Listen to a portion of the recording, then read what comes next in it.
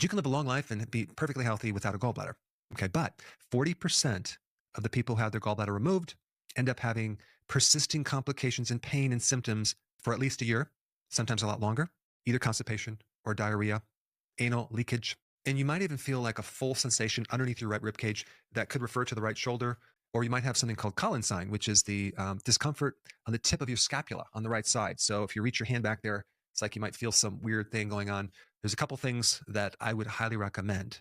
Do some gentle acupressure, not on the scar or not over the gallbladder, but on the opposite mirror image side, which is over your pancreas. So I'm going to stand up and show you right here. So this is where the gallbladder is. It's underneath the right rib cage, right through in here. Okay, it's about an inch off the midline, right through in here. Okay, so what you do is you would work on the mirror image side, on the opposite side, and just press deep inside here. So what's going to happen? It's actually going to stimulate the pancreas to work better.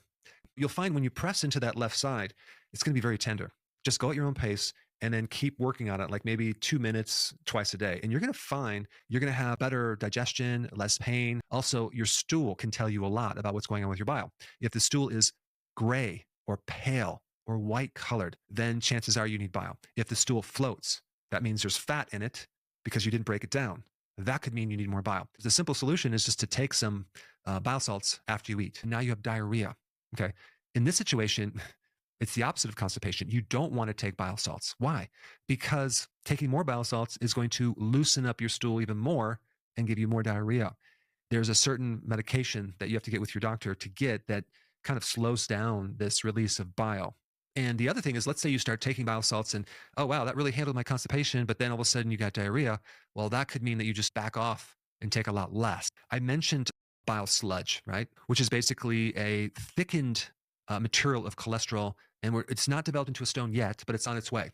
There's a great remedy for that called Tatka. That is a remedy that should be taken on an empty stomach because you don't necessarily want that to help you to digest. You want that to, like I said before, increase the flow of bile through these bile ducts. Anytime you take bile and things get worse, you don't feel right, it doesn't help you, then what that means is you don't need bile, you need more hydrochloric acid in the stomach. And I would take betaine hydrochloride. Okay. You can get them in little pills. Now you might say, well, wow, I just wasted money buying the bile salts. Well, I mean, you could spend a lot of money on a functional gallbladder test and a certain test to put a scope down your esophagus to measure the pH of your acid in your stomach. I think spending a little money on a couple different remedies to see what helps you might be a little bit cheaper. Now, another thing that I think would be very beneficial is to increase your melatonin in your body. One way to do that is just to get a good night's sleep and make sure it's dark in the room before you go to sleep.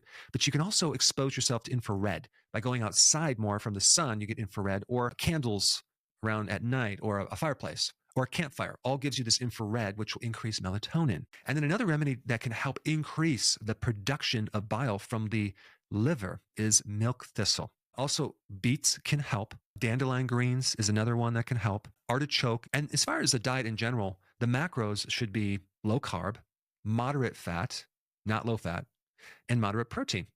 And have a salad each day.